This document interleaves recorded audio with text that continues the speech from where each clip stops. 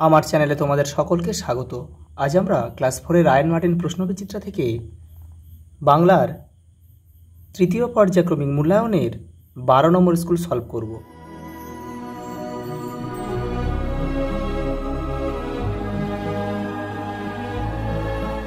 দেখো, প্রথম প্রশ্ন দেখো, অখিল বন্ধু নিয়োগী শিশুদের কাছে কি নামে পরিচিত? স্বপন বুড়ো। পিংলা নদীর মাঝে মায়াদ্বীপে সবচেয়ে লম্বা গাছটির নাম কি? শিমুল গাছ। যেখানে কুস্তিগিরেরা অভ্যাস ও শরীরচর্চা করেন সেই জায়গাটিকে কি বলে? আখড়া। পরের প্রশ্ন দেখো, ছোটদের পুতুলের বিয়েতে কেমন খাওয়া দাওয়া হতো? ছোট ছোট পাতায় করে ছোট ছোট লুচি মিষ্টি খাওয়া হতো। দাদুর পায়ের ব্যথা কোন ওষুধে সারবে? হাড় ভাঙা গাছের পাতা। কাকে পল্লী কবি বলা হয়? জসীমউদ্দিনকে। ঘুম ভাঙানি কবিতায় পাতাগুলোকে রূপলি বলা হয়েছে কেন? চাঁদ বা জ্যোৎস্নার আলো পড়ে পাতাগুলি সাদা হয়ে রয়েছে। পরের প্রশ্ন দেখো, অর্থ লেখো। হরিদ্রা, মুলুক, তরি আর কল্যাণ। দেখে নাও, এই যে এ দেখো, হরিদ্রা মানে কি? হলুদ। মুলুক মানে দেশ। তরি মানে নৌকা। কল্যাণ মানে মঙ্গল বা শুভ। এবার কী দিয়েছে দেখো? বর্ণ বিশ্লেষণ দিয়েছে। তারপরে কি দেখো? দৌরাত্ম্য দিয়েছে। দেখো, আগের দয় ঔকারটাকে ভাঙো, তাহলে দ যোগ ঔকার দাও। রয় আকারটাকে ভাঙো, দেখো র যোগ আ। ভালো করে দেখো, তাহলে কি আছে? তয় ময় জফালা। তাহলে কি করবো? ত ম লিখবো, জফালা লিখবো, আর একটা অ লিখলে কিন্তু হয়ে যাবে। দেখো, আগে ত আর ম লিখবো, ত আর সঙ্গে ম জুড়ে আছে, তাই জন্য ত আর ম লিখবো। সঙ্গে দেখো জফালা আছে, জফালা লিখবো, আর একটা অ দিয়ে দেবো লাস্টে। ব্যাস হয়ে গেল।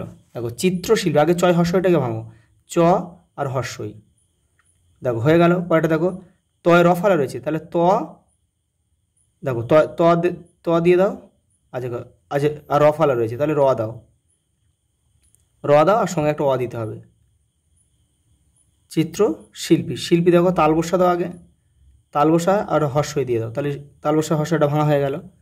আবার দেখো, আর ল আর প আর দীর্ঘই, তাহলে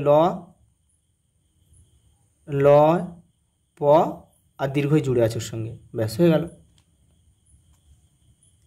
দেখো, এলোমেলো বর্ণগুলি সাজিয়ে শব্দ লেখো। এটা হবে কি বলো তো?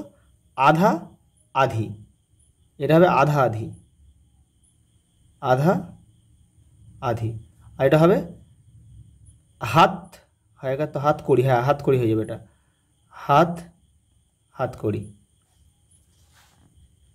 হাত কড়ি। পরেরটা দেখো, বিপরীত শব্দ লেখো এবং তা দিয়ে বাক্য রচনা করো। স্পষ্ট বিপরীত শব্দ কি? অস্পষ্ট। বাক্য রচনা কি দেখে নাও। শীতের সকালে কুয়াশায় চারিদিক অস্পষ্ট হয়ে আছে। পরের প্রশ্ন দেখো, যতীনের জুতো গল্পটি পড়ে তুমি কি শিখলে? দেখে নাও।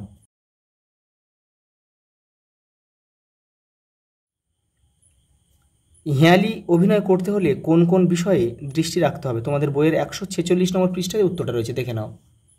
এই যে দেখো, হেঁয়ালির অভিনয় করতে গেলে কয়েকটি বিষয়ে দৃষ্টি রাখতে হবে। এই 1, 2 আর 3, এই 3টে লিখলে হয়ে যাবে। এই উদাহরণ দেওয়া দরকার নেই, শুধু এক লাইন করে লিখলে হয়ে যাবে। পরেরটা দেখো, বোতোর শারীরিক গঠনের বর্ণনা দাও। দেখো, তোমাদের বইয়ের 57 নম্বর পৃষ্ঠায় উত্তরটা রয়েছে। এই দেখো, তার নাক বা ঠোঁট খুব সরু, লম্বায় প্রায় 1.5 হাত। এই দেখো, মস্ত বড় মাথা। এর মস্তিষ্ক মানুষের মস্তিষ্কের চেয়ে বড় হলেও আশ্চর্য নেই। এখানে আর কি দিয়েছে দেখো, লেজটা শরীরের শেষ প্রান্তে দুদিকে ভাগ হয়ে ভারী সুন্দর দেখাচ্ছে। রং কি? লাল।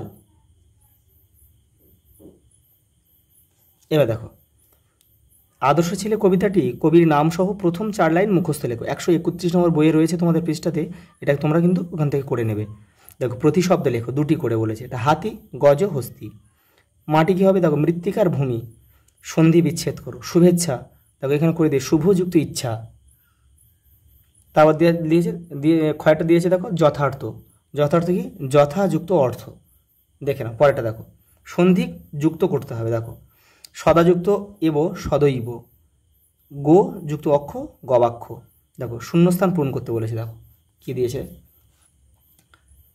2টি ওষ্ঠধ্বনি প আর ব। দেখো প আর ব উচ্চারণ করতে গেলে দুটো ঠোঁট কিন্তু আমাদের স্পর্শ করতেই হবে, নাহলে তোমরা উচ্চারণ করতে পারবে না। দুটি মহাপ্রাহন ধ্বনি যাদের উচ্চারণ করতে বেশি সময় লাগে, দেখে নাও। তাহলে খ আর ঘ। পরেরটা কি আছে দেখো, কর্মকে দুই ভাগে ভাগ করা যায়, সকর্ম ও অকর্ম। দেখো পরের প্রশ্ন কি বলেছে দেখো, ষড়যন্ত্র দেখতে আংটির মতো, আংটির মতো। পরেরটা দেখো, দেখো নিচের বাক্যগুলিকে কর্তাখণ্ড ও ক্রিয়াখণ্ড ভাগ করো। আচ্ছা, এই দেখো দীপক দিদির সাথে মেলায় যাবে, তাহলে দীপকটা হচ্ছে কর্তাখণ্ড, আর এই দিদির সাথে মেলায় যাবে এটা হচ্ছে পুরোটা হচ্ছে ক্রিয়াখণ্ড। দেখো এখানে কি বলেছে দেখো, পার্থর দাদু খুব ভালো মানুষ। দেখো পার্থ দাদুর সম্বন্ধে বলা হচ্ছে, এটা হচ্ছে কর্তাখণ্ড। তাহলে এই পার্থ দাদুটা হচ্ছে কর্তাখণ্ড, আর এই খুব ভালো মানুষটা হচ্ছে কি ক্রিয়াখণ্ড। দেখো পরেরটা দেখো, মাত্রাহীন একটি করে স্বরবর্ণ। দেখো স্বরবর্ণ ও ব্যঞ্জনবর্ণ, দেখো স্বরবর্ণ এ আর ও, দেখো এদের মাত্রা নেই, আর সে দেখো ব্যঞ্জনবর্ণ ওঙা। দেখো পরে কি দিয়েছে দেখো, শীতের সকাল রচনা লিখতে বলেছে, খেলাধুলার প্রয়োজনীয়তা আর সময়ের মূল্য। দেখে নাও।